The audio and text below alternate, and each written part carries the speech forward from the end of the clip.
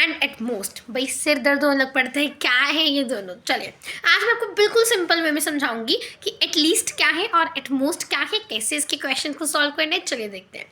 सबसे पहले आता है कि एटलीस्ट का मतलब क्या है। इसको बिल्कुल सिंपल टर्म में समझो, एक डाइस के थ्रू पहले एक डाइस के थ्रू समझेंगे, धीरे धीरे धीरे धीरे you can increase your level. Okay, सबसे पहले एक इमेजिनरी डाइस को रोल कर लो। ठीक है, कितने नंबर आ सकते हैं?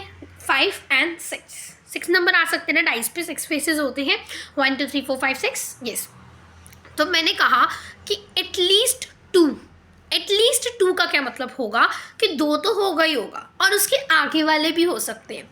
अगर मैं बोलूँ एट मोस्ट 2 तो 2 तो होगा ही होगा, उसके पीछे वाले भी हो सकते हैं। ठीक है, उसके पीछे वाले मतलब जैसे कि आपका 2 है तो 2 से पीछे 1 होगा तो ये 2 हो जाएंगे, 2/6 प्रोबेबिलिटी हो जाएगी। अगर मैं बोलूँ एटलीस्ट मतलब कि आगे वाला जो दिया है वो तो होगा ही और उसके आगे वाले हो जाएंगे। एटलीस्ट मतलब मैक्सिमम टू मैक्सिमम चले जाओ और एट मोस्ट मतलब मिनिमम टू मिनिमम चले जाओ, बस इतना ही कंसेप्ट है। फिर से एक बार बोल रही हूँ, इसी को एग्जाम्पल के थ्रू समझो कि ईजी रहेगा। अगर मैं बोलूँ कि मैंने दो कॉइन्स को टॉस किया, ठीक है, इमेजिनरी 2 कॉइन्स लिए, सिक्के, और उछाल दिए। अब क्या क्या नंबर आ सकते हैं देखिए, बना के देखो प्रोबेबिलिटीज़ की। हेड आएगा, टेल हेड आएगा, टेल आएगा, हेड टेल आएगा।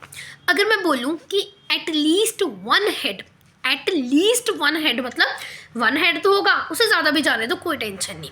अब 1 हेड वाला लोग 1 2 and 3/4। अगर मैं बोलूँ एट मोस्ट 1 हेड मतलब 1 हेड तो होगा ही, हेड नहीं भी होगा तब भी चलेगा। तो यहाँ पे देखो एट मोस्ट 1 हेड में 1 2 3 अगेन 3/4। ठीक है, मतलब 2 वाला नहीं होगा ना, बाकी तो हो जाएंगे। तो इस तरह से आपको याद रखना है, सिंपल इतना याद रखना है। एटलीस्ट मतलब मैक्सिमम टू मैक्सिमम जाने दो और एट मोस्ट मतलब मिनिमम टू मिनिमम आने दो। ठीक है, इस तरह से आपको याद रख सकते हो और इसी तरह से एग्जाम्पल्स को थोड़ा सा प्रैक्टिस करोगे, आपको बिल्कुल क्लियर हो जाएगा। ठीक है, और ये इंपॉर्टेंट क्वेश्चंस हैं, इसके ऊपर क्वेश्चंस हर साल आते हैं प्रोबेबिलिटी के, चाहे वो MCQ के थ्रू आ रहे हैं, चाहे वो केस स्टडी के थ्रू आ रहे हैं, वट एवर। अब देखो, अगर मैं आपको बोलूँ कोई और क्वेश्चन, अगर मैं 2 जैसे आपके क्वेश्चन आ सकते हैं कि 2 आपने डाइस को रोल कर दिया। अब 2 डाइस को रोल करने पे 1 1 1 2 1 3 4 की पूरी आपको बनाना आना चाहिए।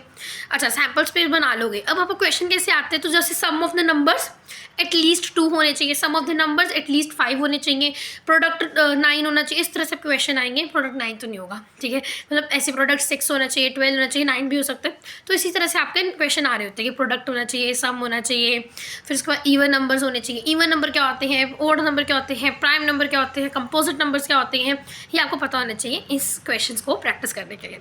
आज का कंसेप्ट आई होप क्लियर होगा।